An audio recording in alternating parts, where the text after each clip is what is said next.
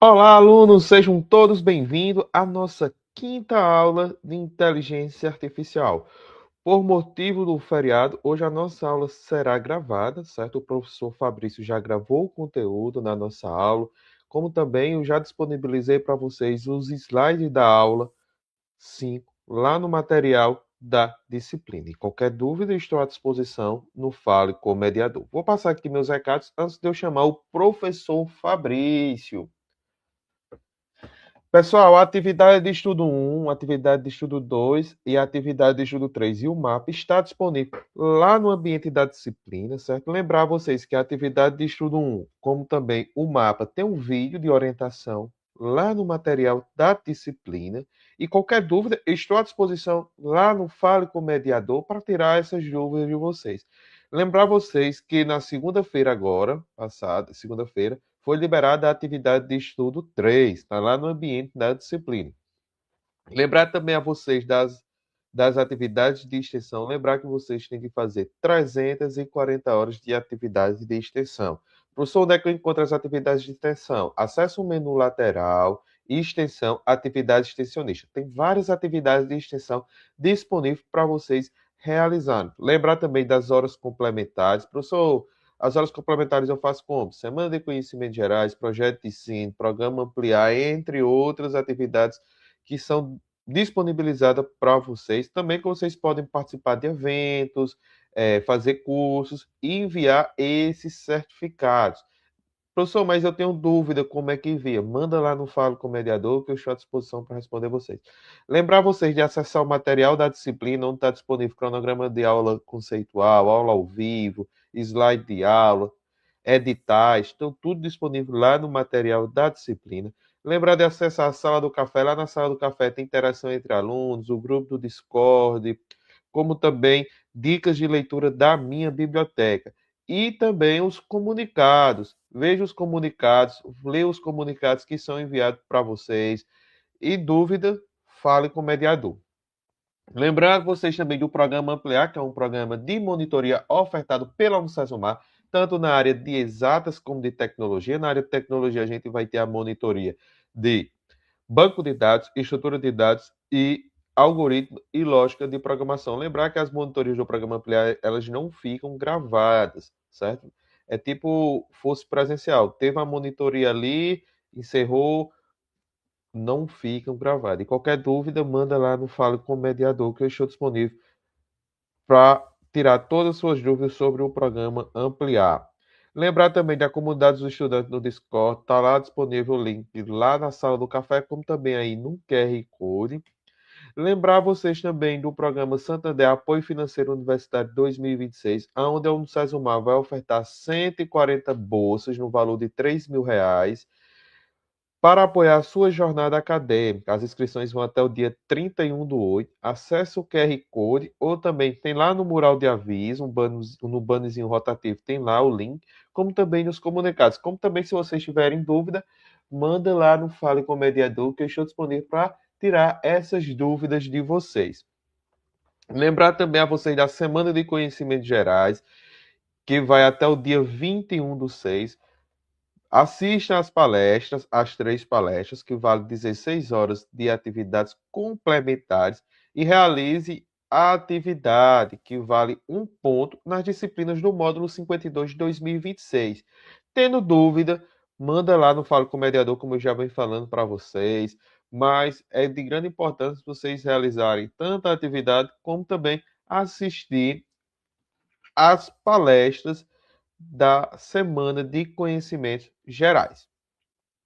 Lembrar também a vocês do meu papel do mundo, certo? Que é para fazer a adesão ou o livro físico ou o livro digital, que vai até o dia 7/6. Pessoal, quem quer receber o livro físico, vocês têm de fazer essa adesão, que vai até o dia 7/6, certo? E aí, professor, como é que eu faço essa adesão? Acesse o menu lateral, Meu Papel no Mundo, dentro do programa e faça a adesão, ou o livro físico ou o livro digital. Professor, esse livro eu vou receber em qual módulo? No módulo 54, 2026. No mais, eu queria dizer a vocês que dúvidas, manda lá no Fale com o Mediador. Queria agora convidar o professor Fabrício. Seja bem-vindo, professor Fabrício, à nossa quinta aula de inteligência artificial, chegando aí a mais de 50% de nossas aulas ao vivo. É com você, professor. Olá, pessoal, tudo bem? Estamos aqui para a nossa quinta aula. Já passamos da metade, né, das nossas aulas ao vivo. Então, semana passada nós concluímos a nossa aula. Nós estávamos falando aí de algoritmos de busca não informada. Aí falamos do BFS e do DFS. Falamos da busca em largura e da busca em profundidade, cada um com suas peculiaridades. Enquanto um consome mais processamento, o outro vai consumir mais memória. Enquanto um percorre lateralmente, né, percorre todos os seus vizinhos antes de avançar de nível, o outro vai percorrer uma linha inteira, certo? Até chegar ao final dela e depois retornar. Então, tudo isso aí envolve alguns conceitos, envolve algumas técnicas e a gente vai trabalhar com isso hoje. Seguindo aqui em frente, se nós trabalhamos com a busca não informada, nós vamos trabalhar hoje com a busca informada. Porém, antes, nós não chegamos a falar de um algoritmo muito importante de busca não informada, que é o algoritmo de Dijkstra. Então, nós iremos trabalhar esse algoritmo hoje. Beleza, pessoal? Então, vamos discorrer aqui o A estrela, que talvez seja o algoritmo mais conhecido aí dessa nossa busca informada. E hoje vocês vão ver outras nuances desse trabalho utilizando a inteligência artificial, né? Utilizando essas buscas, esse percorrer de espaços com a inteligência artificial. Então vamos em frente. Então, pessoal, a gente chegou a falar na aula passada que o algoritmo DFS ele tinha um problema, não é? Por quê? Porque ele não garante a sua completude.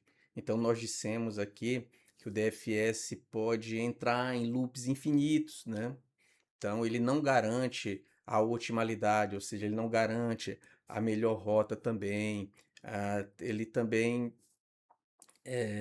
pode se perder assim em caminhos irrelevantes, né? Já que ele explora toda a profundidade. Mesmo que uma solução estivesse ao seu lado, ele não percorreria antes de seguir todo o corredor. Tá? Então, depois de nós termos xingado bastante aí o DFS, aí vem aquela pergunta que todo mundo deve ter feito. Então, por que é que a gente ainda estuda esta porcaria deste algoritmo? Alguém utilizaria isso em um sistema real? Certo? Então, a resposta disso está no tempo, né, na complexidade do espaço. Tá? Então, ele utiliza o OBDM. Tá? Então, olhem bem para essa fórmula, né? Para essa notação. O crescimento que ele trata não é assim, é um crescimento totalmente linear, não é um crescimento exponencial. Perceba que não tem expoentes aí dentro do meu Big O, tá?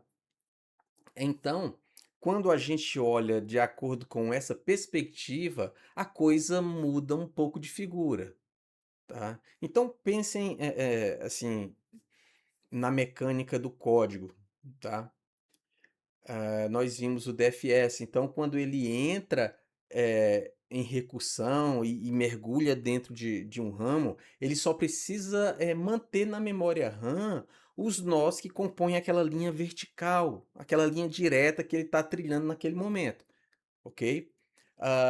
Aí ele mantém também os seus irmãos imediatos, que ficam aguardando ali na pilha, né? Eles estão lá.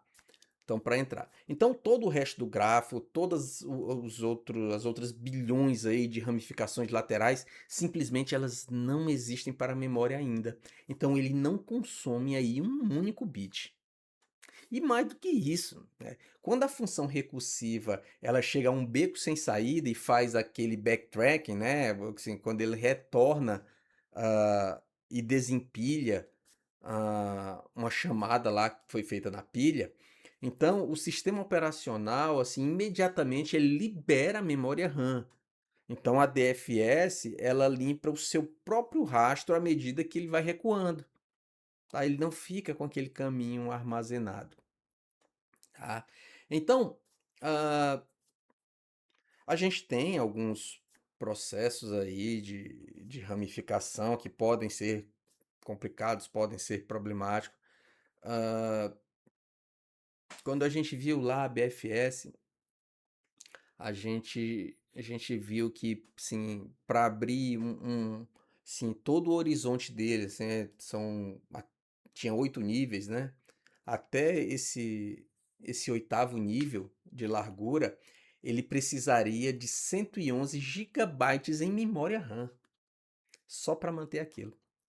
Então, se nós aplicarmos o DFS naquele mesmo mecanismo, a complexidade ela passa a ser apenas de 10 vezes 8, né, de 10 vezes 8, porque tinha um fator de ramificação 10, certo? E eu estava a 8 passos.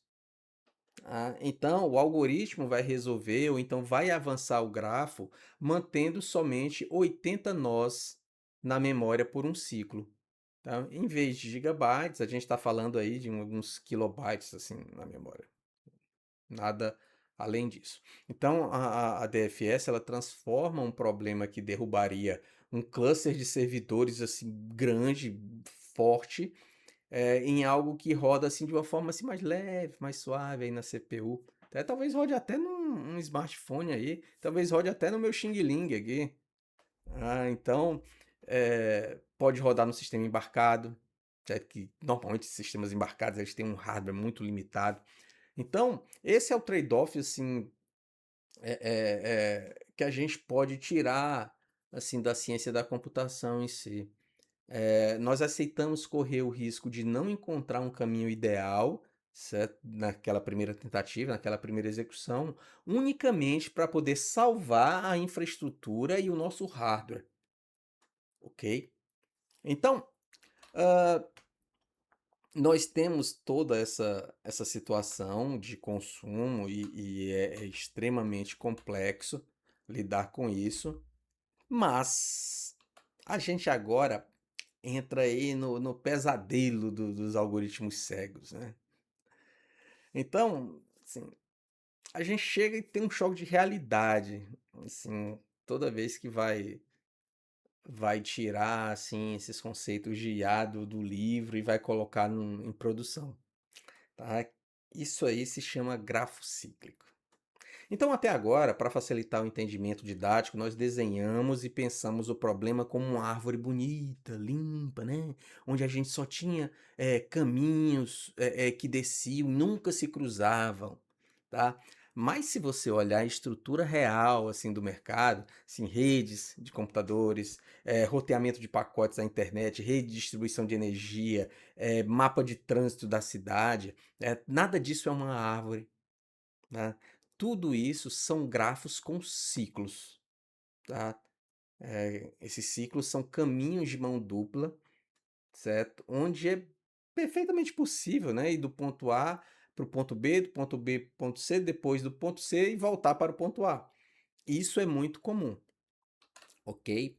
Então, para os algoritmos cegos, assim, especialmente para a busca em profundidade, os ciclos são um pesadelo muito grande. Então, se vocês usarem uma DFS assim ingênua em um mapa aí de 3 esquinas interconectadas, eh, o que vai acontecer é que como a DFS ela não olha para os lados e só quer mergulhar e vai ali no loop A, B, C, tá? Ele fica rodando aí eternamente, né? Esses 3 elementos. Então, a pilha de execução da CPU, ela vai crescer até estourar a memória lá, né, por ter um Stack Overflow. Aí o sistema vai travar, nunca vai entregar a rota, tá? Então, como é que a gente resolve isso?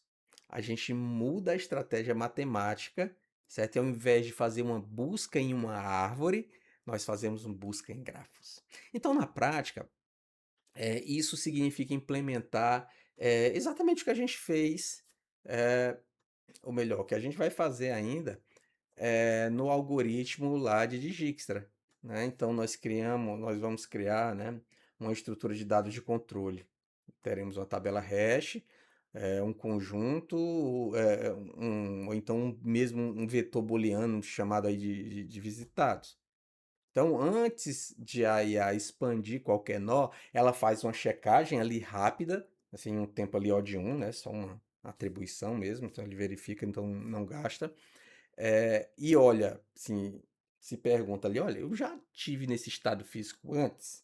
Então, se a resposta for sim, esse nó é descartado, e poda ali o loop lá na raiz mesmo. Só que tenham muita atenção para o impacto arquitetural dessa decisão. No momento em que vocês adicionam um vetor de visitados para salvar lá o DFS de um loop infinito, vocês começam a guardar histórico do passado na memória RAM. Então, aquela coisa fantástica que a gente já falou aqui, de que a DFS vai gastar pouquíssima memória linear, ele começa a ir embora, cara. Porque assim, o conjunto de visitados vai crescer junto com o tamanho do grafo. E aí, mais uma vez, a gente vai ficar contra a parede, né? Assim, para garantir a completude do software dentro desse mundo cíclico, nós somos forçados a abrir mão de uma parte da nossa economia de hardware. Então, percebam, esse equilíbrio que vai definir projetos de alta, média e baixa performance. Vai ser olhar para esses detalhes. Então, a gente prossegue toda a nossa ideia entendendo a necessidade do UCS, tá? Então, eh, nós temos aí uma questão, assim, não existe almoço grátis, né? Não existe almoço grátis. Então, o mundo real, ele não é gratuito. Então, até agora, nós tivemos a busca em largura, certo? E tivemos a busca em profundidade. E nesses dois, nós operamos sob uma premissa e muito ingênua, certo? Aquela de que para dar um passo à frente, eu posso dar um passo à frente e posso dar um passo para o lado, para a esquerda, para a direita e tal. E entender, passar aquela ideia de que isso consome exatamente a mesma quantidade de recursos. Tá? Então, para o BFS, o melhor caminho é simplesmente aquele que tem menos nós intermediários, por exemplo. Mas pensem comigo, tá? Se vocês estiverem programando aí um algoritmo de roteamento de pacotes lá, o SPF de um roteador de borda qualquer, ou então um GPS de um veículo de entregas, essa lógica de eficiência, ela é destruída. Porque no mundo real, os caminhos têm pesos. Então, mudar de faixa numa avenida congestionada custa mais tempo do que seguir em linha reta numa via expressa, não é isso? Então, enviar um pacote de dados por um link de fibra ótica saturado custa mais latência do que usar um link de rádio dedicado ali de menor capacidade, mesmo que o caminho físico pareça mais longo. Aí é nesse momento que entra a necessidade da busca pelo custo mínimo, que na literatura a gente chama, né, de busca de custo uniforme, o famoso UCS. Então, é aqui que acontece aquela grande virada de chave eh, que esse algoritmo faz, tá? Então, ele substitui aquela contagem cega de passos pela avaliação da função g de n, certo? E ela é o custo real acumulado desde o ponto de partida até o nó atual. Então a IA deixa de ser um algoritmo de contagem e passa a ser um algoritmo de contabilidade. Então, a partir desse ponto, o foco do software deixa de ser aquela de encontrar a resposta com menos ações e passa obrigatoriamente a encontrar a resposta com o menor custo financeiro, energético ou temporal. Beleza? Então a gente vai detalhar um pouquinho isso aí. Vai falar um pouco da mecânica aí da UCS e da fila de prioridade. Beleza. Então, assim, a gente precisa alterar aí pela terceira vez a questão da borda aqui nessa aula, né? Assim, a gente fez essas duas alterações na aula passada, a gente vai mudar de novo a borda. Então, para busca em largura, nós usamos uma fila FIFO, First In, First Out. Para busca em profundidade, que é o DFS, nós usamos a pilha LIFO, né? O Last In, First Out. Só que agora, a busca de custo uniforme é diferente, certo? Aqui, cada caminho tem um peso diferente. Então, nós precisamos de uma estrutura de dados que consiga ordenar os nós dinamicamente com base em um custo acumulado daquela função g de n que eu falei. Então, essa estrutura é a fila de prioridades, ou a Priority Queue, tá bom? Então, no mundo do desenvolvimento aí, assim, quando a gente trabalha nesse nível de detalhe, nós implementamos essa fila normalmente usando uma estrutura de árvore binária chamada de min-heap, tá certo? Então, na min-heap, não importa quem foi gerado primeiro ou quem chegou primeiro ou chegou por último, né? Desculpe a borda. A própria estrutura ela se reorganiza internamente a cada inserção para garantir que o nó com o menor custo acumulado ele suba para o topo.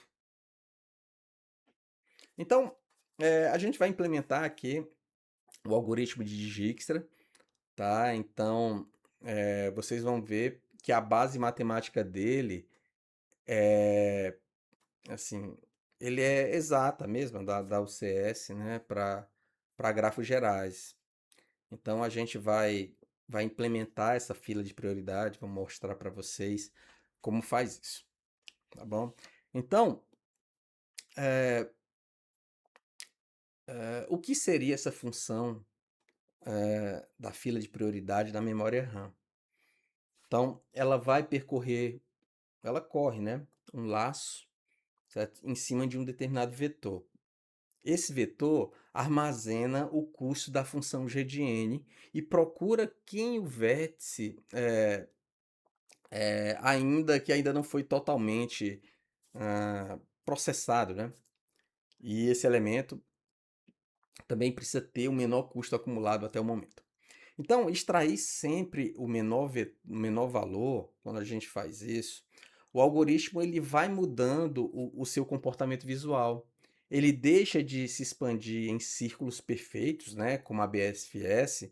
Eu falei, dei até aquele exemplo da pedra que é lançada num lago e ela cria aquelas ondas, tá? E agora ele passa a expandir em contornos de custo. Então a IA ela vai preferir avançar por caminho que exigem mais passos físicos, se na soma total esses passos físicos eles forem numericamente mais baratos do que uma linha que você possa ter ali reta e seja cara, né? O custo dela seja muito alto. Então, isso aqui é que é a coisa bonita da abstração, cara, assim. A gente mu apenas a forma como a gente retira os elementos da coleção,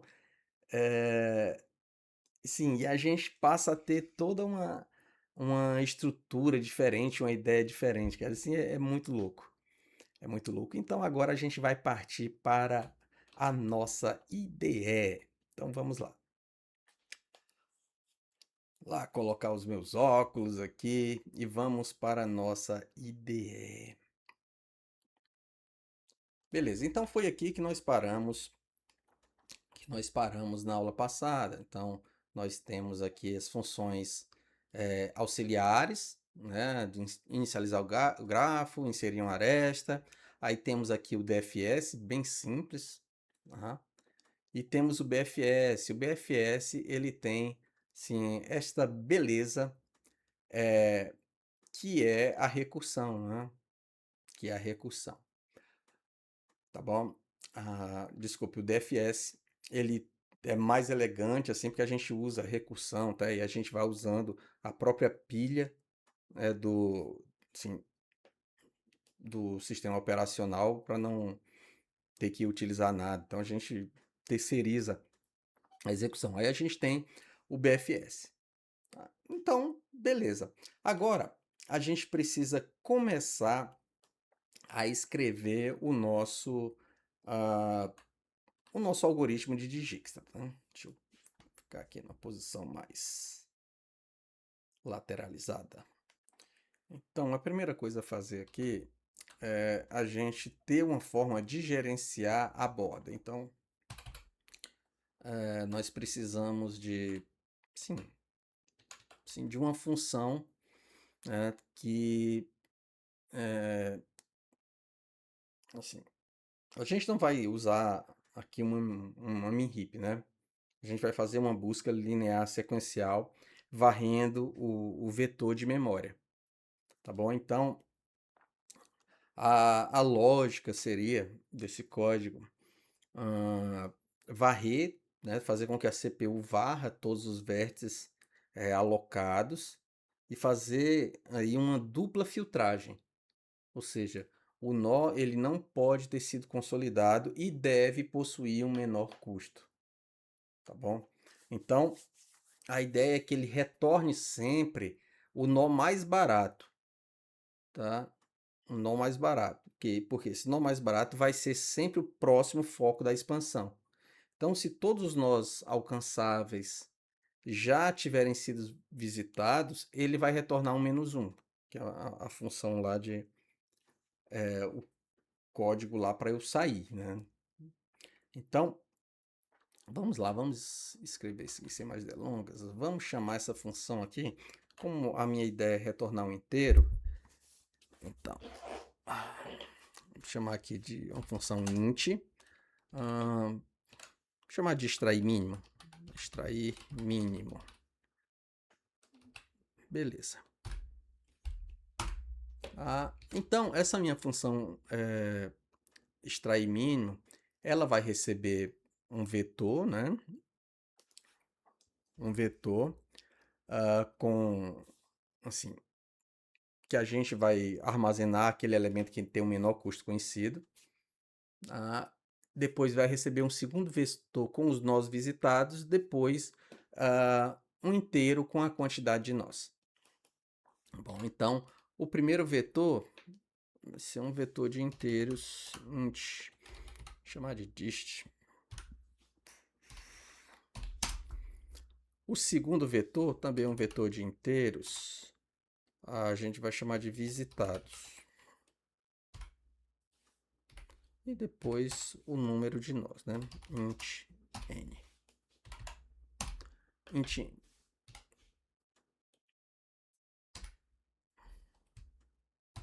Beleza. Lembrando, eu estou usando a linguagem C, tá, pessoal? Só para que vocês não se estressem. Então, vamos inicializar aqui uma variável chamada min, tá? E outra variável chamada min_index. Então, int min,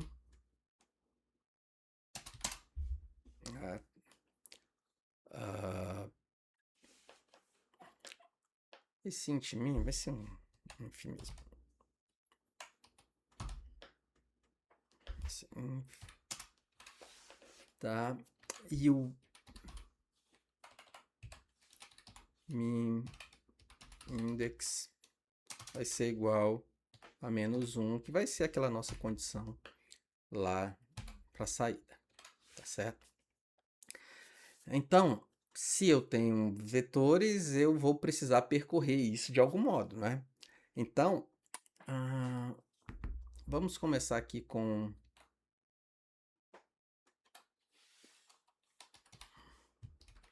o nosso for, né? E dentro do for, eu vou ter vou representar como vértices, né? Então, eu vou ter int v igual a 0, que ele já completou. Int v menor que n e o v mais mais. Aí depois eu faço aquela dupla checagem, né? Então, eu preciso ver, assim, se o nó não foi consolidado ainda, ou seja, se ele não foi visitado, e ele deve possuir o menor custo até o momento. Então, aquele elemento que está dentro do meu vetor, ele tem que ter um valor menor do que o min, que eu acabei de declarar. Tá bom? Então, como é que isso fica? Eu faço um if, né? Um if. Oi, que estrela não. Então, o nosso if, ele testa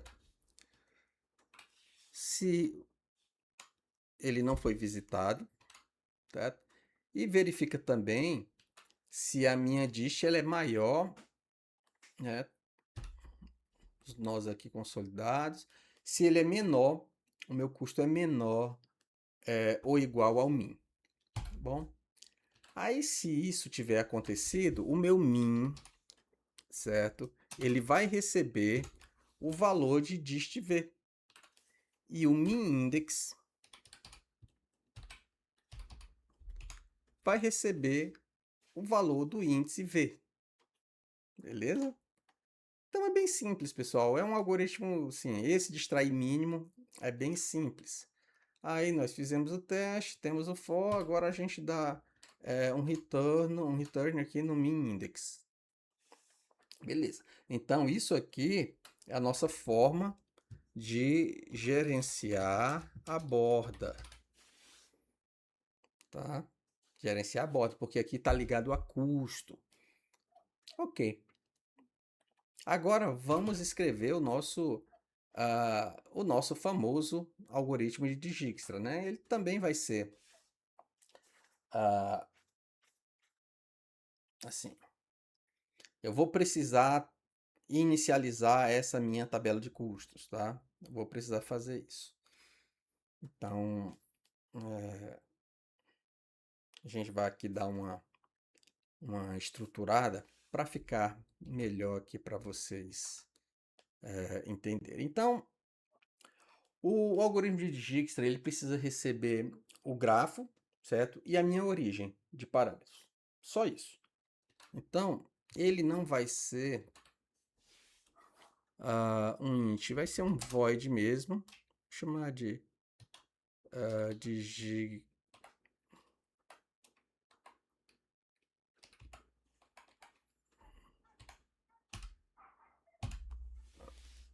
Dijkstra, né? O Dijkstra ele vai receber o meu grafo e vai receber a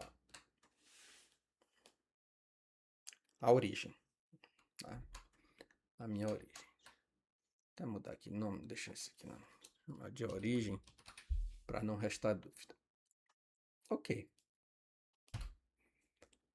Então, ele precisa, antes de mais nada, ter os seus estados inicializados. Ou seja, eu preciso declarar ali a minha tabela de custos. Tá? Então, como é que a gente faz isso? O dist ele vai receber lá a minha quantidade máxima lá de vértices. O meu visitados.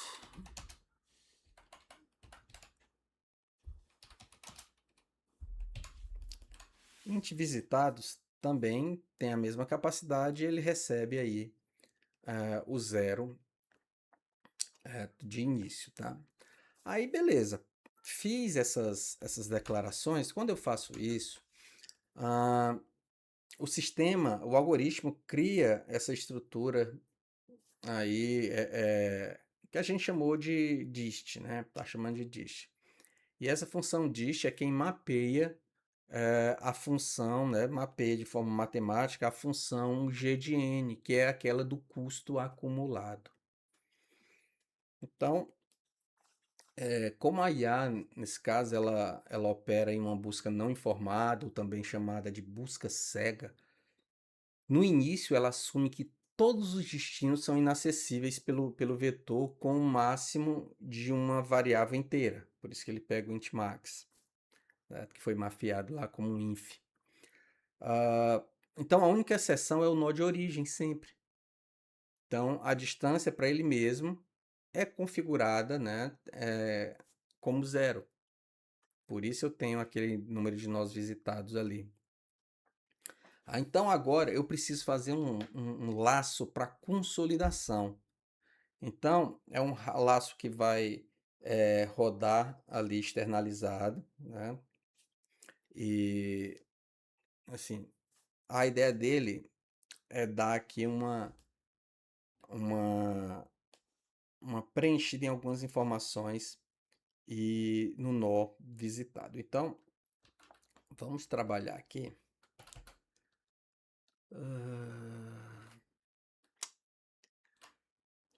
Vamos fazer um for, né? Então aqui eu tenho o meu for, então eu vou int count.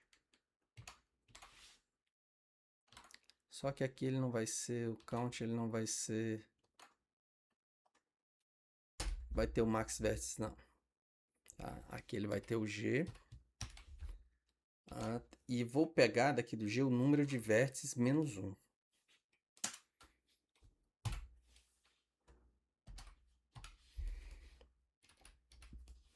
O número de vértices menos 1 e count mais mais. Beleza? Aí o que eu vou passar para uma variável, tá? Eu vou passar, assim, no momento em que eu passar ali, assim, eu disser que o nó visitado recebe 1, certo? O nó vai ser fechado, tá? Então, vou escrever o código aí depois eu comento com vocês, tá? Então, assim, eu faço esse meu laço com o número de vértices e passo o meu dist,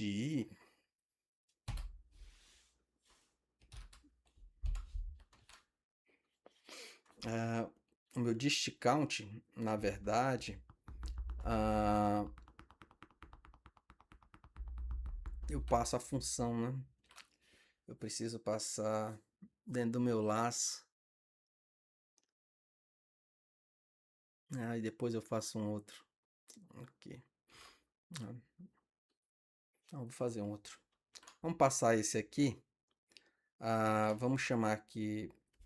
Depois eu explico para vocês. Isso aqui. Int igual a 0. Int igual a 0. E vai ser menor ou igual ao número de vértices. Aqui eu não tenho menos 1. Aí, e mais.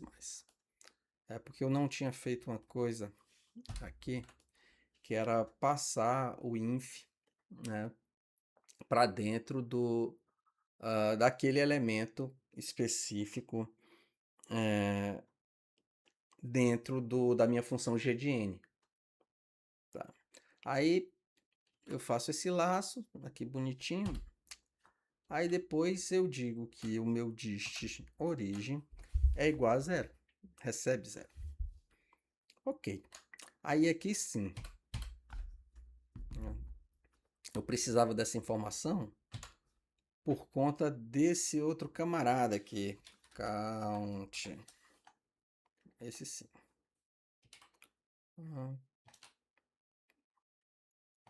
Beleza. Aí aqui menos.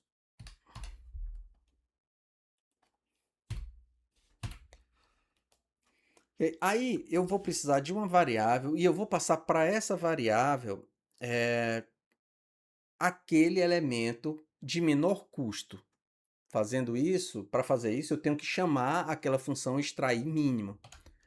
Então, eu passo, pode ser essa variável u aqui mesmo, eu passo aqui o extrair mínimo e passo o dist, visitados e o meu count, né?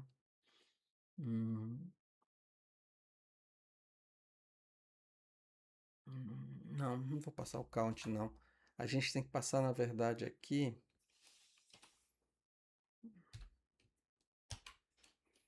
número de vértices, tá? Eu vou precisar aqui do meu número de nós, né? Meu número de vértices. Beleza. Passei esse valor. Passei esse valor. Então, já fiz uma atribuição ao U. Agora, eu preciso checar se ele não chegou naquela minha condição de parada. Qual foi a condição de parada que eu estabeleci? Então, se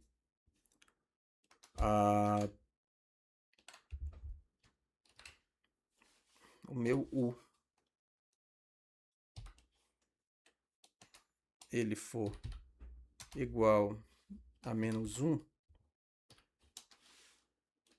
aí a gente para essa bagaça. Tá? Então, beleza. Aí, nesse ponto, eu também atribuo ali para o meu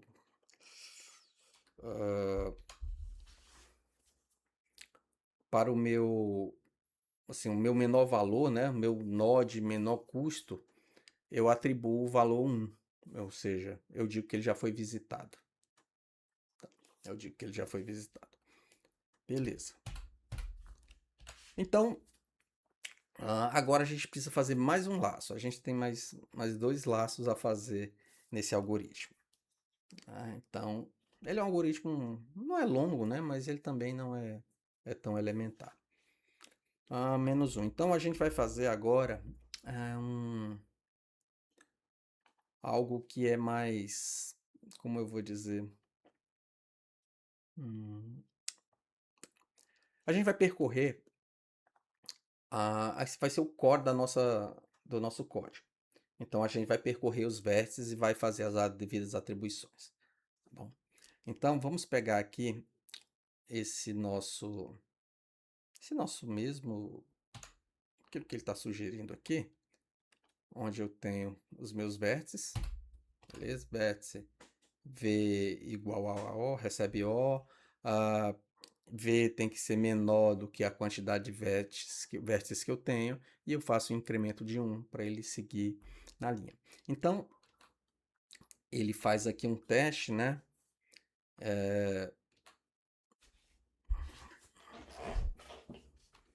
If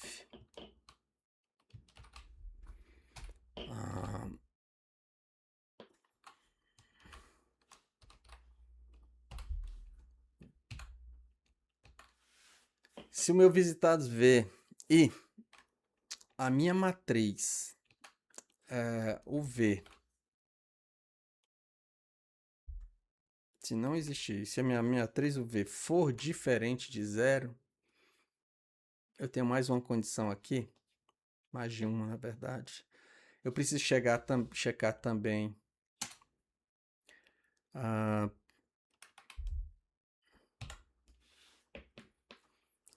se o meu dist-u, né, se eu não tenho, né, aquele elemento. Não, mas isso aqui nesse ponto eu tenho que testar para ver se ele existe na verdade.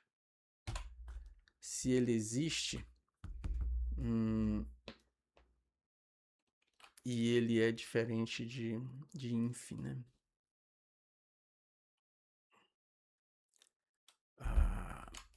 que é diferente do INF.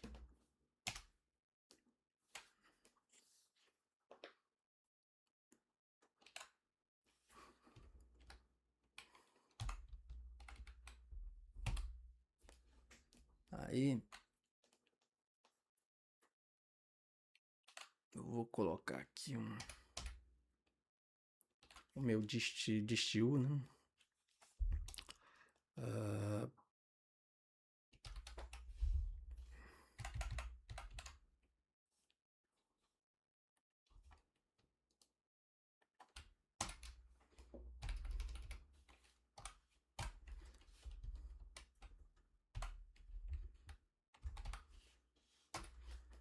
Aqui o meu distil.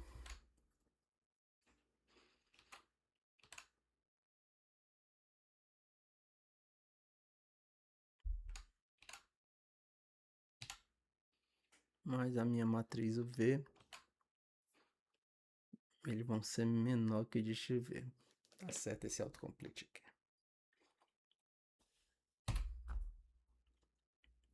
Ok. Aí isso tudo aqui, todo esse trabalho é para a gente fazer, atribuir aquela função, né?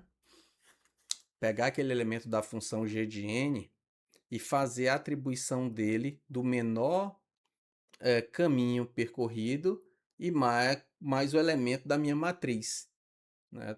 Aquele elemento posicional. Então, o dist V vai ser igual ao dist U mais a matriz de UV.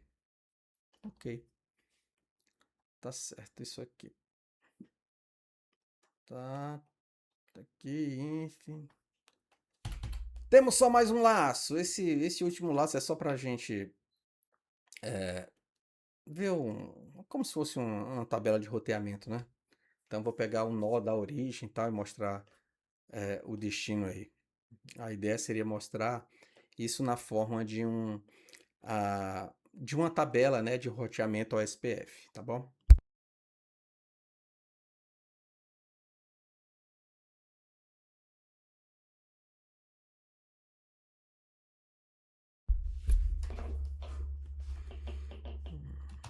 For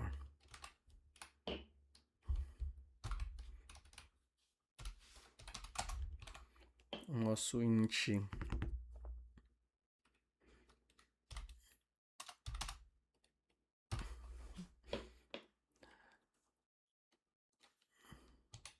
o meu microfone ele fica na frente do teclado. Aí eu tenho que ficar afastando aqui. Tá, int i recebe 0. O meu i ele vai ser menor que o número de vértices e mais. Então, o que vai acontecer aqui é se a minha função g de n, né, que vai ser o meu dist e ele for igual a inf, então a rota ela está inacessível.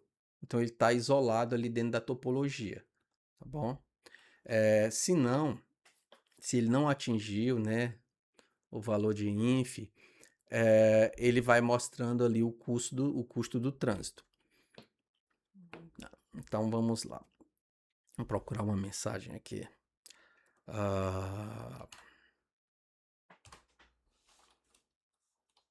Printf.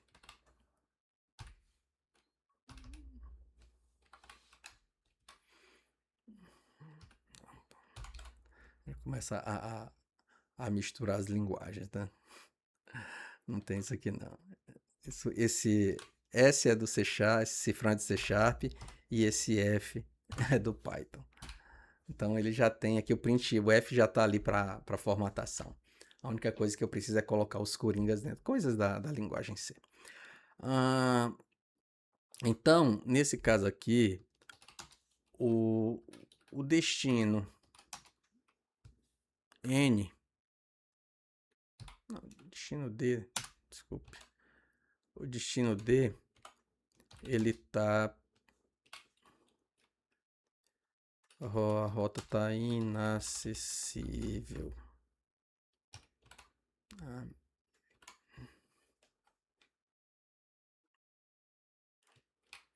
Destino D, rota está inacessível. Eu dou aqui um /n, né? E passo o elemento aqui, que é o destino, que ele vai colocar ali. Beleza?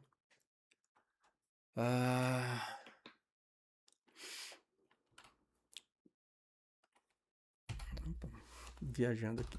Tem um if aqui, né? Um dist i.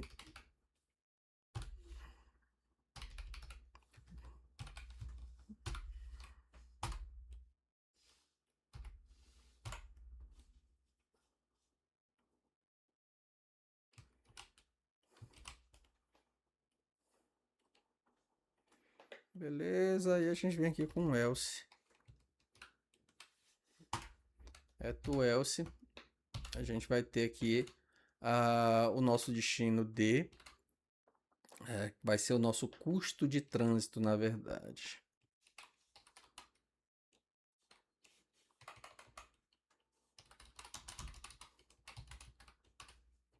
Vai ser o nosso custo de trânsito. Ele vai ser igual a %d, né? Eu vou passar o índice para lá e deixo aqui um /n. Então aqui eu tenho o meu i e tenho o meu dist. O meu destino. É isso? Vamos ver, né? Isso aqui tá certo. Eu acho que tá. Acho que tá. É isso mesmo, é isso mesmo. Beleza, então aqui eu vou manter essa... Eu vou manter essa inserção, a mesma inserção. E vamos fazer o seguinte.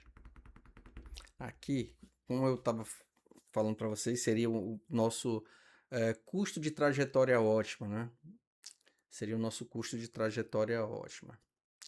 Então, a gente passa aqui o nosso Dijkstra, aí passa a rede e passa a origem, né? O ponteiro ali certinho e a origem. Essencialmente é isso. Tá? Então, só pode colocar aqui uma mensagenzinha, né? Só para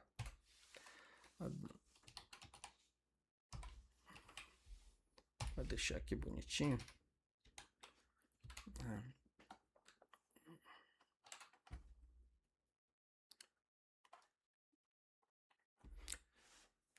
Pronto, eu coloquei aqui essa... Pausei, só colocando comentários e só para deixar bonitinho. Então, a ideia é essa. Vamos executar aqui para ver se isso aqui está certinho. Opa! Deu certo. Eu acho que eu coloquei... Vamos tirar esse inacessível aqui. Esse acento. Mania de colocar acento aqui.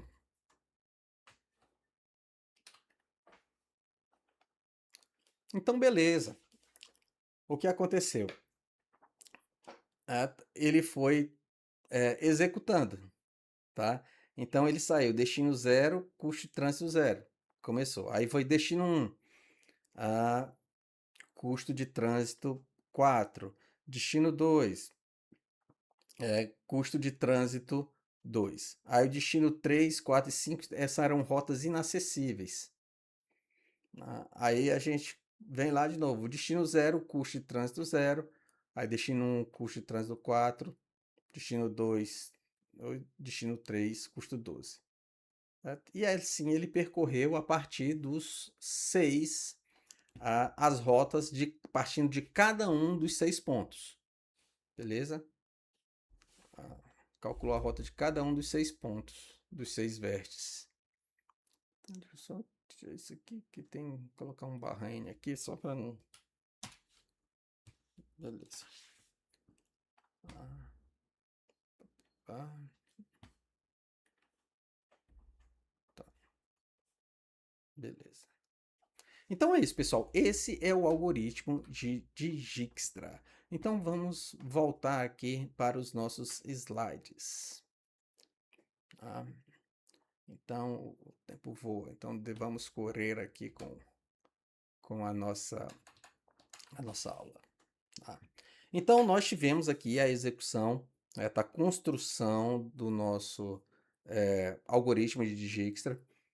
Nós mostramos que ele precisa mudar o conceito de borda que foi utilizado no DFS e no BFS.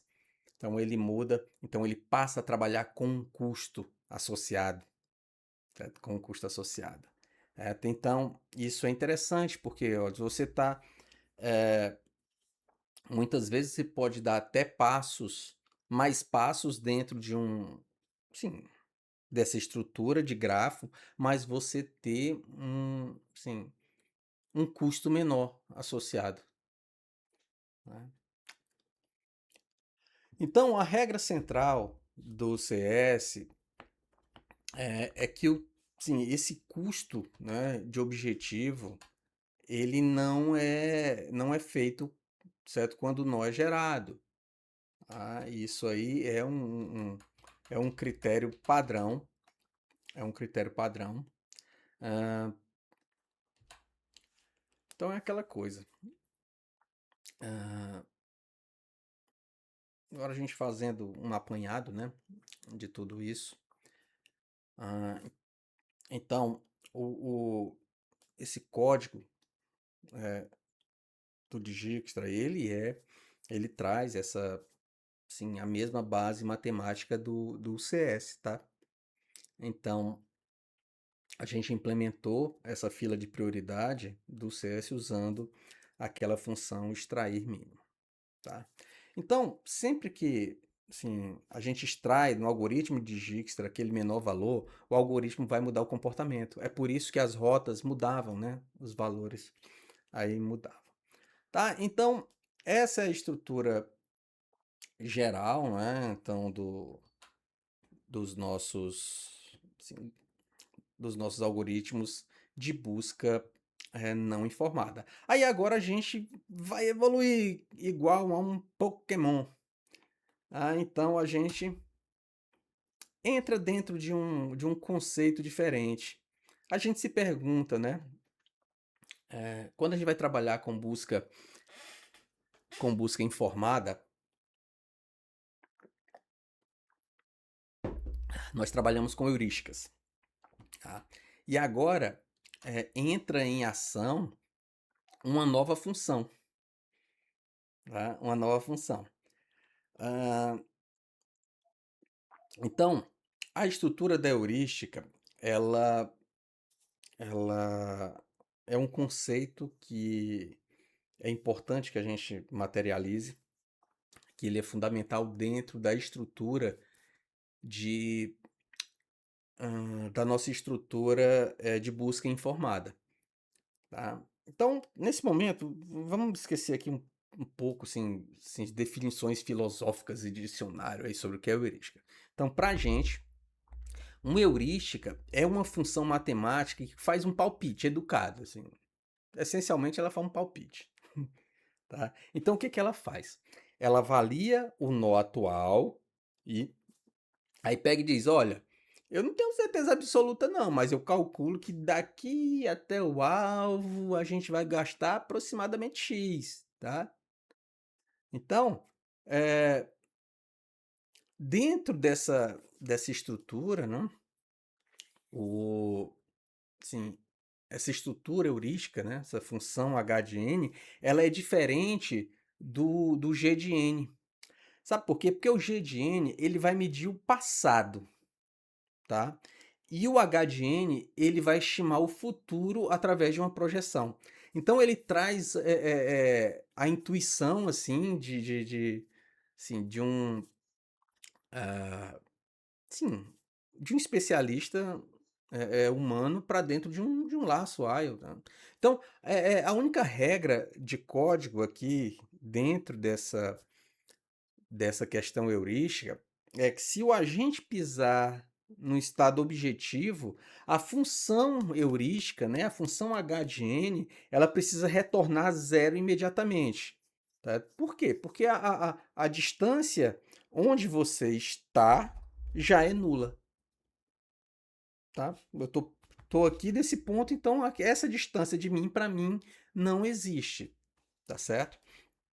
A gente vai fazer uma bela prática depois utilizando heurística, tá bom? Não se preocupem. Então existe uma engenharia por trás, né, disso tudo. Tá? Ah, prestem bastante atenção aqui. É, assim, esse slide talvez seja o nosso assim, um verdadeiro trabalho, né, que a gente vai ter nessa aula. Ah, se a gente soubesse de tudo na computação, fôssemos oniscientes dentro da computação, nós utilizaríamos a heurística perfeita, né? Essa heurística perfeita, ela é chamada de H estrela de n, tá? Então, ela saberia o custo exato do futuro antes que esse futuro acontecesse. Então, com ela, a IA ela seguiria direto para o alvo sem abrir um único nó errado, tá? Só que para calcular esse palpite perfeito, a CPU gastaria tanto processamento que o sistema poderia travar ali, né, antes mesmo que ele começasse a buscar. Então, do outro lado, se a heurística que a gente estabelece for uma heurística preguiçosa e sempre retornar zero, o nosso código vai virar uma busca cega de novo, né? Se eu não definir, né, minha heurística sempre vai retornar aquele valor zero. Então, eh, a grande sacada nisso tudo é nós encontrarmos o equilíbrio, assim, fino, né, que é justamente o equilíbrio de projetar uma função heurística qualquer, né, uma função heurística h de n qualquer, eh, que possa ser, incrivelmente rápida e de preferência com um tempo constante, né, de O de 1, usando, assim, somente operações aritméticas básicas, assim. Eh, mas tudo isso precisa dar pistas quentes o suficiente para que a gente possa poupar gigabytes de memória na RAM na hora que eu for expandir a minha árvore, tá? Então, esse aqui é o grande trabalho, tá? É aquilo que a gente tem que fazer. Temos uma função heurística perfeita. A função heurística perfeita, essencialmente, ela não existe, mas é uma busca, tá? É uma busca. Temos aqui alguns exemplos clássicos, né, de métricas. Então, a gente sempre vai ouvir muito falar disso. Nós temos a, a distância euclidiana e temos a distância Manhattan, né? Então, o que acontece? Ah, imagine que a gente está programando aí um robô, assim, em uma grade, tá? Então, a forma mais intuitiva de dar um palpite ali sobre a distância do alvo, desculpa, a distância que nós estamos até o alvo, é assim, seria calcular uma distância em linha reta, perfeito? Essa distância em linha reta é chamada de distância euclidiana. É Euclides mesmo, é matemático. Então, essa distância é o caminho que um pássaro faria voando, por exemplo. Então o pássaro ele ignora paredes, ignora obstáculos no caminho. Ele calcula um vetor direto, ok? Essa é a primeira. Agora, se o nosso software estiver rodando assim em um cenário de uma cidade, certo? Ou então ele estiver dentro de um labirinto onde o robô ali só pode se mover em ângulos retos, norte, sul, leste, oeste, beleza? Então, a geometria euclidiana, dentro desse contexto, ela perde a utilidade, porque eu não tenho como seguir em linha reta. Não tenho como fazer isso. Aí, nesse momento, a gente utiliza a distância Manhattan, tá? E o nome vem bem dessa ideia ali de Nova York mesmo. A ideia seria, o problema ele foi posto com aquela ideia, né, do quanto gastaria um taxista, dentro da ilha de Manhattan para chegar no seu destino, tá? Então são quarteirões, né, que você vai medindo. Ah, Aí você pega esses quarteirões, somando ali os passos horizontais e verticais que são necessários, como se você estivesse andando assim por eixo mesmo. Então, no código, isso aí vai se resumir a uma subtração, cara. Vai ser uma subtração de um vetor absoluto, né? Ah, então, é esse vetor absoluto que a CPU processa assim em alguns ciclos. Então, as métricas do algoritmo de Manhattan, né, da distância Manhattan, elas são bem baratas, sim, são rápidas, também são eficientes, né? Assim, então elas podem dar ali ao nosso agente, eh, essa visão de futuro que se procura dentro, ah, dessas buscas heurísticas, tá. Então, entendendo o conceito de heurística, a gente vai seguir em frente para tentar, entender o que é uma busca de grid, certo. Que é a famosa busca gulosa. Tá certo? Então, esses algoritmos de grid, né, esses algoritmos ah, ditos gulosos, ah, assim, esse nome guloso ele não é por acaso, tá? Esse nome ele vai descrever o comportamento do algoritmo. Então, se a busca cega ela andava assim, olhando sempre para o retrovisor, olhando para o passado, usando aquela função g de n, a busca gulosa ela sofre o problema oposto. A busca gulosa ela é completamente obcecada pelo alvo. Então, a sua função de avaliação, ela simplifica o universo inteiro para isso que vocês estão olhando aí no slide. Ele diz que a função de n, ela é igual à heurística de n. E o que é isso? Isso significa que para que a cada decisão tomada lá no laço principal do código, a IA calcula a heurística dos vizinhos e se move. Não hesita ao fazer isso. Então, para o nó que apresentar o menor valor estimado até a meta, ele vai fazendo. Então, a ideia é que ele não quer saber o caminho para trás, se está condicionado. Para ele, para trás é que ficou no passado, assim.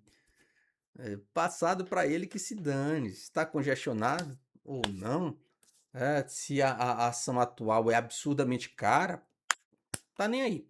Então, se o palpite diz que aquele nó aproxima o agente do destino final, do objetivo final, é para lá que ele vai, tá? Então, é o que a gente chama de eficiência pela via da intuição.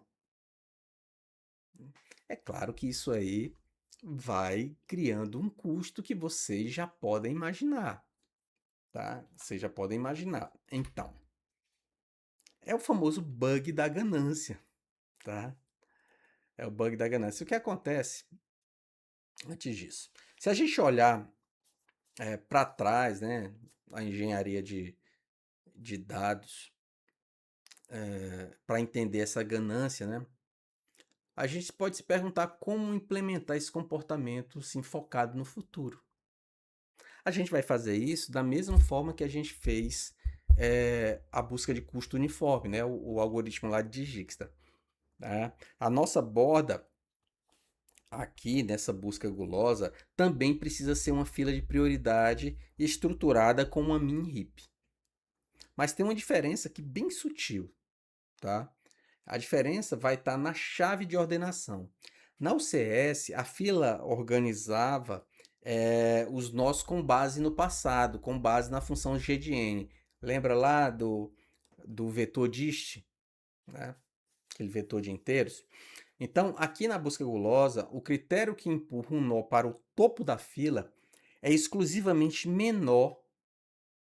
menor valor que eu tiver na minha heurística h de n, na minha função heurística. Então, no código, se você for olhar, cada vez que um nó filho é gerado, a gente recalcula, certo? A distância heurística, tá bom? Então, a distância aí, seja a distância Manhattan, seja uma distância euclidiana, não interessa. Mas a gente vai calcular aquilo ali e vai inserir na fila. Aí o RIP ele rearranja, né, os ponteiros ali rapidamente, né? Ele tem uma dada complexidade para fazer isso, um custo. Só que esse custo é um custo logarítmico, então vocês não precisam se preocupar tanto. Então, o nó que a IA vai desempacotar no próximo ciclo assim, do laço será sempre aquele que, no momento atual, vai mostrar ali assim, a menor estimativa de distância até o alvo. Então, o hardware ele trabalha para servir essa obsessão que esse algoritmo tem. Tá? Mas isso traz um bug, certo? Um bug. Ah, então, o que acontece? Tomar decisões se baseando aí no ganho imediato de curto prazo, ele cria armadilhas assim. Por quê? Imaginem que o nosso agente ali quer ir para o leste, tá? Ou seja, quer seguir para a direita. E bem no caminho existe um muro no formato de U. Né? Um muro no formato de U. Então, o que é que vai acontecer aqui? A busca gulosa vai levar o robô direto para dentro desse recuo, né? Então, por que é que ela vai fazer isso? Tá? Ela faz isso porque os nós lá dentro estão geometricamente mais perto do alvo, e então, assim, o H de N deles vai ser baixo. Então, para sair do problema, o robô precisaria andar para trás, para o oeste. Mas andar para trás aumenta o H de N. Certo? Aí a fila de prioridade se recusa a liberar nós com um custo futuro maior. Então o algoritmo ele fica preso, né, simulando caminhos redundantes ali na parede, ou então, se não houver tratamento de visitados, ele entra em um loop infinito, né, e fica lá até esgotar os recursos. Além disso, a busca gulosa ela pode te entregar aí uma rota final muito cara. Simplesmente porque ela ignorou o custo real das estradas enquanto ela corria sempre atrás do alvo. Beleza? É um problema. Então, pessoal, saindo aqui do nosso bug da ganância, dos algoritmos de grid, a gente segue para o conceito de admissibilidade. E o que vem a ser isso dentro da nossa estrutura, tá? Vamos lá.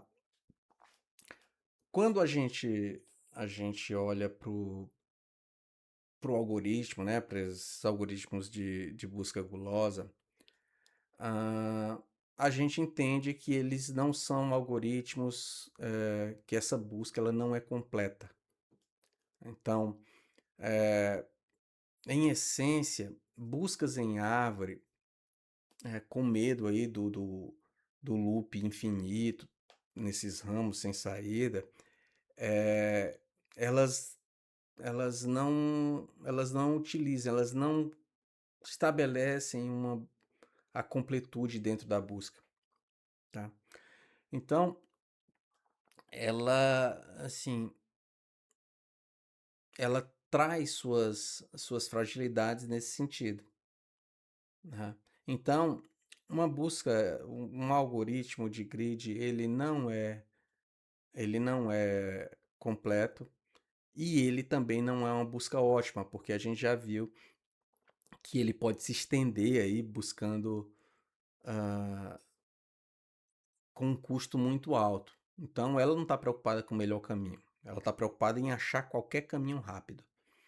Então, se nós olharmos para o pior cenário matemático, a complexidade de um algoritmo de busca gulosa é, ele é exponencial, não é? Então ela tem uma complexidade de tempo e espaço de O, B de M, certo? E o que é que isso significa em termos práticos? Significa que a heurística vai falhar, sim, em algum momento, certo? Se ela falhar, ou então se ela for mal projetada, o algoritmo ele vai errar tanto, que ele vai acabar varrendo o grafo inteiro em, assim, igual uma busca cega mesmo, certo? E vai estourar a memória, tal, assim, enchendo aí o servidor com nós inúteis ali dentro da fila de prioridade. Só que a gente não pode descartar a busca gulosa do nosso arsenal ali, de algoritmos. Por quê? Se o problema que nós temos assim, para resolver tiver algumas soluções abundantes e a gente tiver rodando um código aí, um sistema assim, onde encontrar qualquer resposta aceitável em tempo recorde é mais importante do que economizar dinheiro ou combustível, a busca gulosa ela performa de uma forma bem prática, cara. Então o segredo é saber quando o trade-off ele vai jogar a favor da nossa arquitetura, tá? Então, eh, a gente tem uma correção para assim, os algoritmos aí de comportamento ganancioso, né? Então, um algoritmo, sim, que é famoso, né? É o A estrela, tá? Então, para o conceito chegarmos no conceito do A estrela, a, a gente precisa discutir a propriedade que vai separar os códigos simples, né, daqueles sistemas de missão crítica que tem uma série de garantias matemáticas, que é justamente o conceito de admissibilidade. Tá? Então, para o algoritmo a estrela, né, para que ele funcione ali perfeitamente, né, e garanta a melhor solução possível, a função heurística H de n que a gente vai escrever não pode ser um palpite qualquer. Tá? Ela precisa ser obrigatoriamente admissível dentro do contexto. Então a regra matemática ela é bem simples, mas ela é inflexível. Então ela diz que a heurística de n ela precisa ser menor ou igual à heurística estrela de n. E o que é que isso vai significar? Isso significa que a estimativa do custo futuro tem que ser menor ou igual ao custo real do terreno. Tá? Ah, na prática, nós dizemos na literatura que uma, litera, que uma heurística, né, admissível, ela é otimista. Ela sempre subestima o custo da jornada. Então, por quê? Eh, por que a gente se pergunta por que isso vai ser vital para o software? Porque se a IA ela for otimista em relação ao caminho, ela vai manter esse caminho na fila de prioridades e vai investigar. Tá? Então, se aquele nó, ah, se a IA olhar um determinado nó, assim, ela vai achar que, se ela achar, né, que aquele nó é caro demais, ela pode abandonar ele na borda. E é exatamente assim que um sistema ele pode perder a rota ótima, sendo enganado pelo próprio preconceito que ele estabelece em cima do código. tá? Então, a gente não pode ficar se iludindo ou descartar esses caminhos assim de forma tão fácil, tá? Por isso que é importante a gente a gente parar e pensar nesse tipo de implementação, tá? Nesse tipo de implementação e visualizar que trabalhar dessa forma vai te trazer um retorno, assim, ao passo que eu não vou descartar um caminho promissor, beleza? Então, seguindo aqui adiante, vamos aqui fazer uma simulação visual, né? Para a gente entender aí a otimalidade do A estrela, né? Então vamos lá. Essa, essa admissibilidade, ela, ela blinda o A estrela, tá? E se vocês olharem, isso cai direto em concursos, assim, cara, assim. É coisas do tipo lá, como provar que o A é ótimo em relação a uma busca em árvore, certo? Coisas desse tipo. Então, imaginem essa situação hipotética, né, de erro. A IA está rodando, certo? E lá na borda da fila de prioridade surge um objeto de segunda categoria, um nó subótimo que a gente vai chamar aqui de G2, tá? Guarde esse G2. Aqui. Um nó G2, tá? Então o custo real dele é maior do que a nossa meta perfeita, né? Que vai ser o nosso F estrela, tá? Que vai ser o nosso F estrela. Beleza? Então por que o A estrela ele não extrai esse nó ruim da fila e encerra o programa de forma errada? Beleza? É porque ele não faz isso, porque se a nossa heurística for admissível, qualquer nó n que pertença ao caminho perfeitamente ideal vai ter uma avaliação Fn igual a G de n, certo? Mais o H de n. Ou seja, certo? A,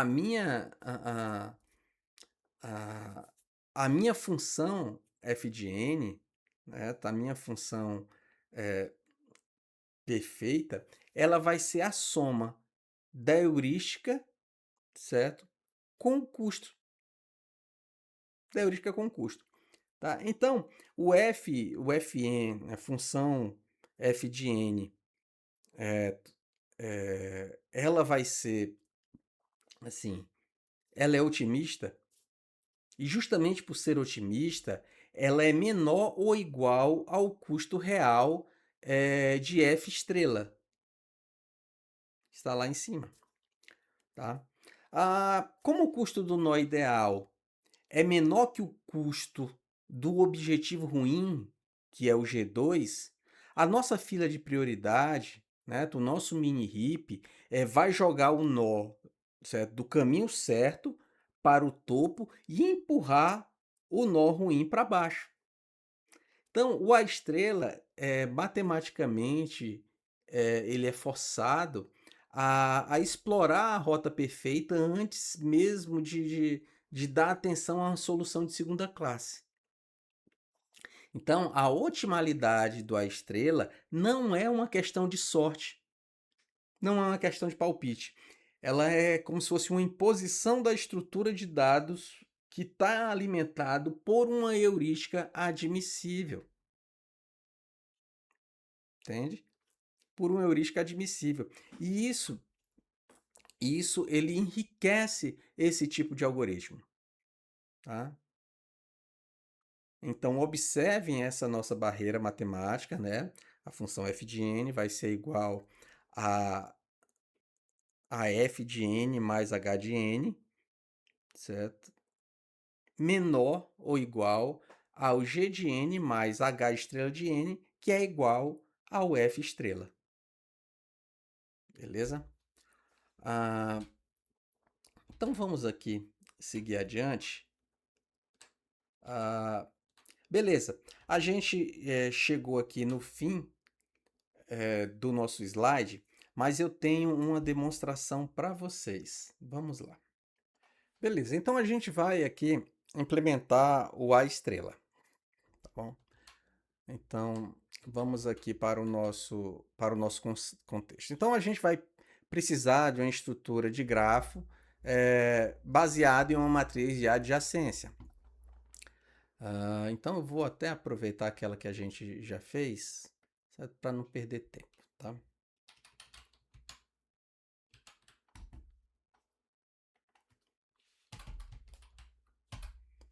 Vou precisar aqui dos meus vértices, né? Dos meus vértices também. E das minhas bibliotecas. Beleza. Tenho aqui a minha definição de 10, o int max, beleza.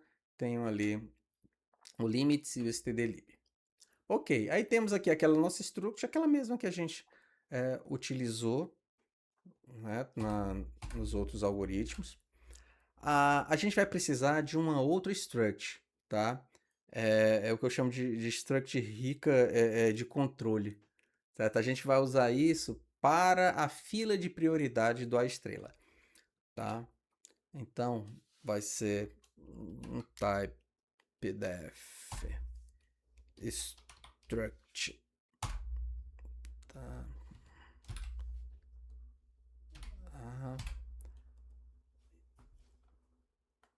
Aqui.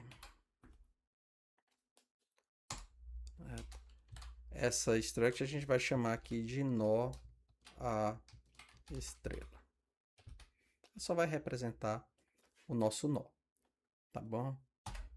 Então, o que esse nó vai ter? Ele vai ter um int o id, né? Mas esse id, deixa aqui que é o id do vértice. O id do vértice, ele vai ter o custo real do passado, que vai ser o g. Okay. Custo real do passado. Beleza. A gente vai ter a heurística, né? A gente vai precisar de uma estimativa heurística para o futuro. Então é sempre o H, né? Vamos colocar aqui. Estimativa heurística do futuro.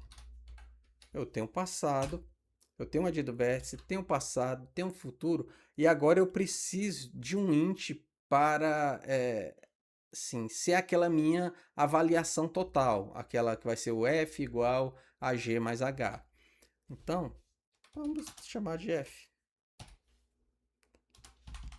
Então ele vai ser a avaliação total. F igual a G mais H. Beleza? E para encerrar, a gente precisa do NoPy, tá? Que vai armazenar sempre aquele nó antecessor para a gente fazer a reconstrução do caminho, né? Para poder linkar o caminho. Então, vamos chamar de intPy. Armazena o nó antecessor para reconstrução do caminho. Beleza. Temos esses nossos 5 elementos. O ID do vértice eu já coloquei aqui. Não vou nem... Beleza. Aí a gente tem esses 2 elementos. Então a gente vai precisar inicializar o grafo, certo? E, assim, inserir uma aresta da mesma forma que nós fizemos com os outros elementos. Então, vou só pegar aquele código mesmo, né? Tenho ele aqui em algum lugar, peraí.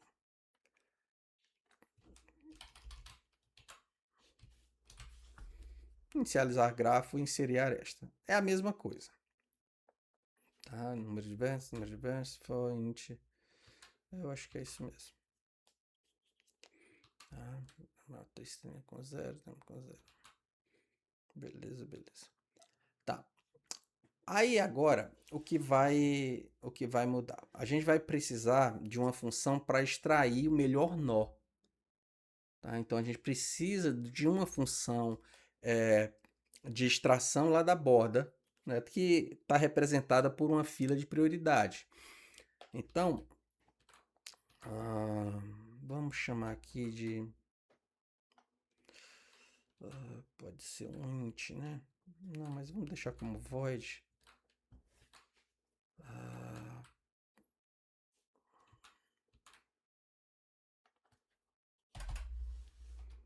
Int extrair melhor nó.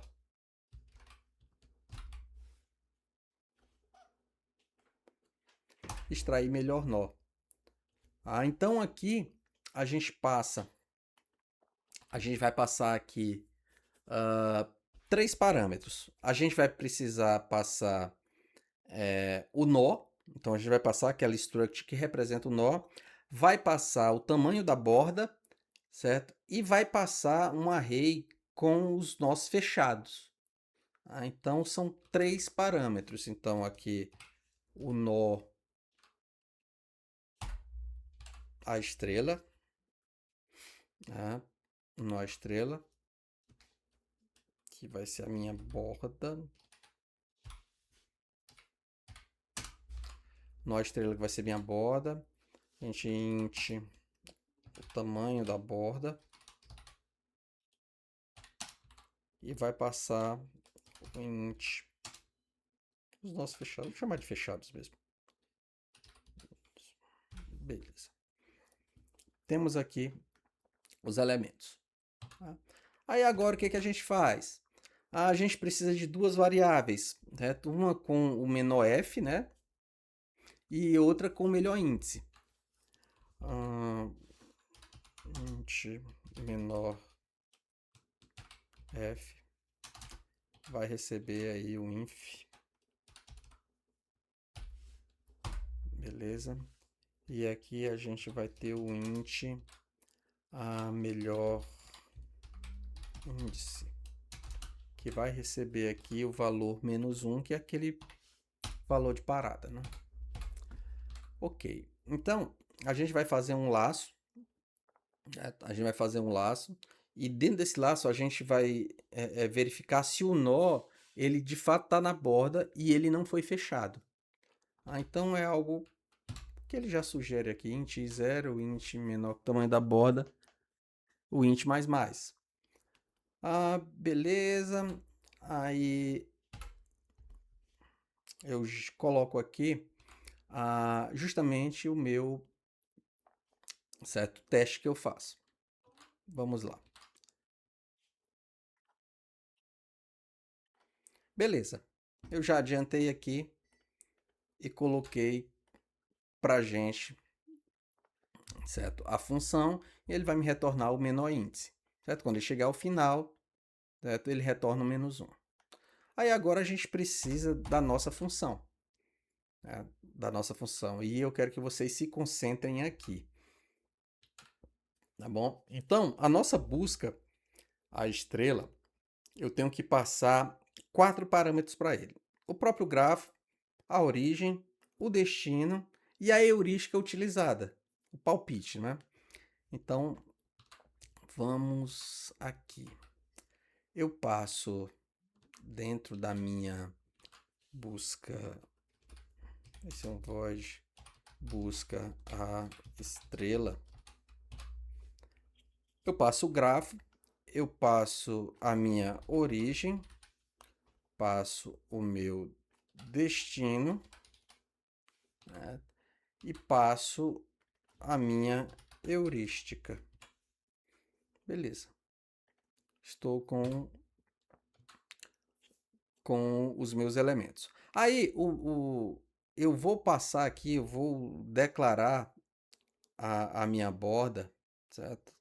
Assim, com o máximo de vértices multiplicado pelo máximo de vértices. Ok? Então, vai ser aquela minha aqui, max de vértices vezes max de vértices. Ok. Precisamos aqui inicializar o tamanho da borda.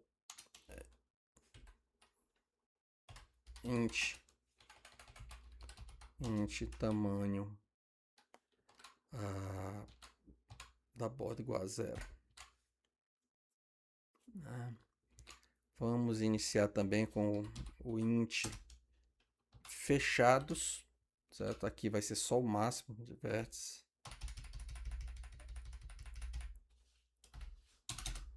Porque ele chegou no final, ele não tem nenhum caminho, ele é ele, não tem distância, né?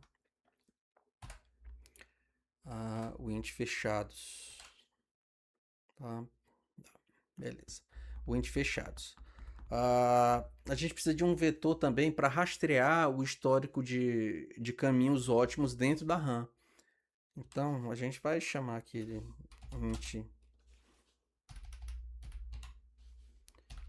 int histórico. Esse índice de histórico, vou colocar aqui, histórico de paz. O histórico de paz, o máximo de vértices aqui, também não vou declarar, vou passar um valor não, vai ser só declarado mesmo. Tamanho da borda, fechados, históricos de paz. Aí eu faço aqui um laço bem sem vergonha. O int aqui ele tem que ser menor do que o G, do que o número de vértices, tá? Do meu grafo. Aí mais. Aí aqui é só uma linha mesmo. Aqui eu coloco o histórico dos pais, né? Passando aqui o valor e só que aqui eu coloco -1, tá? Eu passo -1. Aí agora a gente vai instanciar a carga do nó, certo? Na borda. Então deixa eu parar aqui. Pessoal, para ganhar tempo eu fiz aqui o restante do algoritmo, senão essa nossa aula ia durar 2 dias. Então o que acontece? Eu fiz aqui, eu tenho esses parâmetros inicializados. Nesse momento eu estou instanciando a carga lá no nó que está na borda. Tá? Então,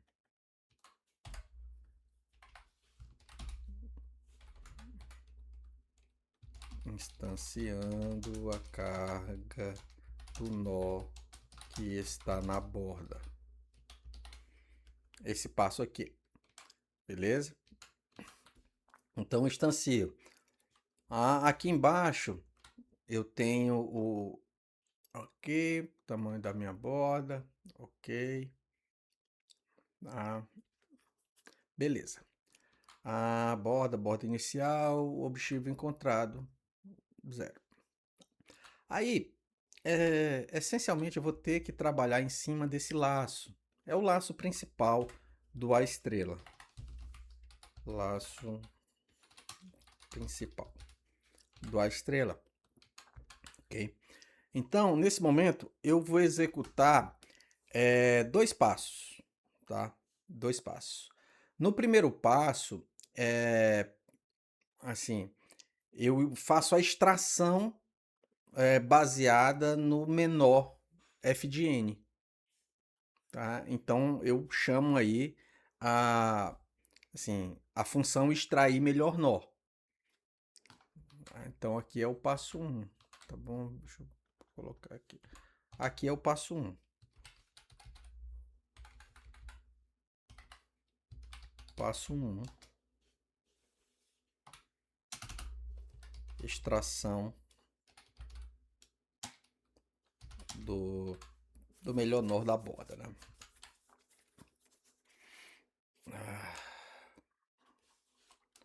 Menor f de n. Beleza. Aí tenho aqui algumas operações acessórias. tenho aqui algumas operações acessórias, ah, onde eu faço um teste, né? Se não houver nós válidos acessíveis, né, esse nosso IDX atual igual a -1, aí a busca falhou. Então eu dou um break. Aí eu pego aqueles, se isso não acontecer, é claro, ele continua. Aí ele passa para o nó estrela atual o elemento que está na borda e eh, atualiza a variável U, né? Atualiza a variável U. Aí vamos lá, o que mais?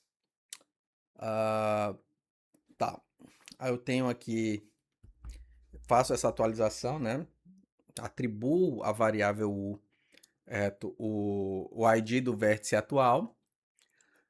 Aí eu vou ali no registro do pai, né? Onde eu tenho ali no histórico que assim eu passo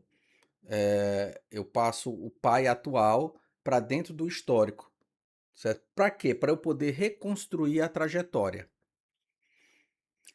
Aí quando eu testo ah, essa minha variável U, ou seja, eu testo o meu nó, meu ID de vértice atual, eu vejo se ele já está no destino, né?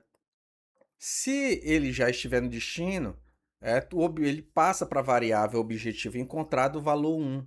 Ou seja, ele faz um teste de objetivo, e esse teste é feito somente na remoção da borda, tá bom? Aí depois eu consolido, né? Eu passo ali para o nó fechado, eu fecho esse estado do nó que é para evitar os loops. Aí o segundo passo vem nesse segundo laço, tá? Nesse segundo laço eu faço a minha ah, ah, nesse segundo laço, né? Aqui eu faço a minha eu passo dois, eu faço a minha expansão. Eu faço a minha expansão dos nós. Então é bem simples. Se já existe uma conexão física e o destino e o vizinho, né, ele não está no conjunto lá já fechado porque já foi procurado, certo? Aí ele atribui, né, aquele custo sugerido, o custo atual mais o custo da aresta. Depois ele faz a checagem aí para ver se o vizinho já está na borda, tá? Depois ele faz a alocação aqui. Ele faz a alocação. Então, se ele está na borda aqui, ó, ele faz a alocação desse novo nó inédito nessa fronteira. Tá? Aí eu tenho ali assim, algumas operações de atribuição, como faço a injeção do conhecimento, né? Ali, quando eu passo a heurística, né? A heurística de V para dentro do novo nó. Ah, mas se ele já estiver na borda, ele faz o teste de relaxamento, né? Que é o nosso else if que está aqui embaixo. Beleza? São esses dois passos. Aí aqui embaixo foi feito assim a parte de impressão, né? Só dou um printf. Isso aí. Aí aqui embaixo eu inicializei, né, o grafo, fiz ali aquela mesma inserção de arestas. Aí eu preciso aqui de uma tabela heurística. Por quê? Aqui dentro desse vetor,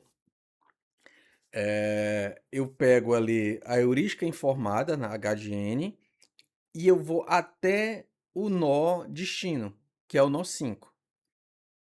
Então tem aqui uns valores fictícios, né, que eu joguei aqui só para simular um heurística admissível, né? Isso aqui é uma linha reta, tá?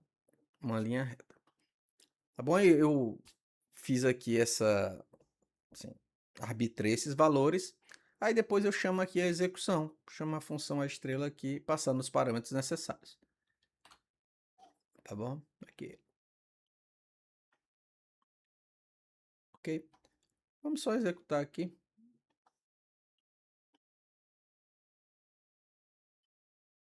Foi tão rápido, não deu tempo nem fazer suspense. Tá aqui. Então o que ele fez? Ele encontrou o alvo, saiu do nó zero até o nó 5. Ele encontrou o objetivo. Uma vez encontrado o objetivo, ele mostrou aqui o caminho invertido. Tá? Ele percorreu o nó zero, depois o nó 2, do nó 2 foi para o nó 4, do nó 4 para o nó 3 e do nó 3 para o nó 5. Ok? Então é isso, pessoal. A gente vai finalizando a nossa aula. Ela deu assim, uns 10 minutinhos aí a mais. É, sim, se vocês tiverem dúvidas aí no algoritmo, no conceito do A estrela, certo? Vocês podem entrar em contato, tá bom? Então desejo a vocês bons estudos, bom feriado e até mais.